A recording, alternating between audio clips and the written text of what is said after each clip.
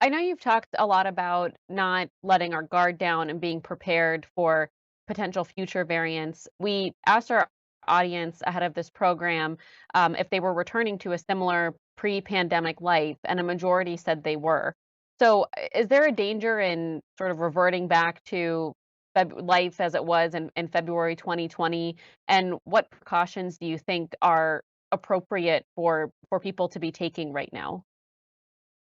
Well, I believe it would be prudent and appropriate to follow the CDC guidelines. Namely, if you're in an area that is an area, a green or a yellow area where it does not have a recommendation to be wearing masks, to go about your general business as you normally would, with the caveat that, as the CDC recommended, when they modified the metrics and made recommendations, which now covers most of the country that does not need to be masked indoors, that if things change, that we're flexible enough and prudent enough that if we look like we're seeing a spike that might make things more risky for us, that you go back and reassume some of the mitigations that you did before. Now, I hope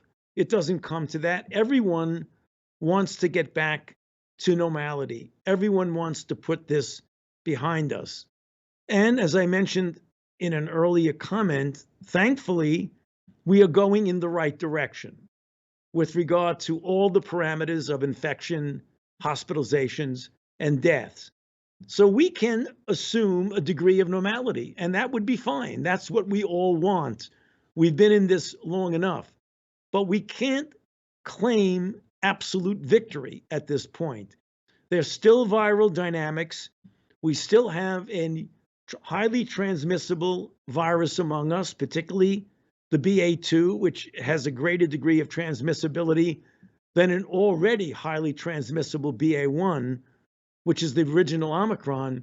So the advice is proceed with life as normal as you possibly can, but be prepared that we might need to make modifications if things change.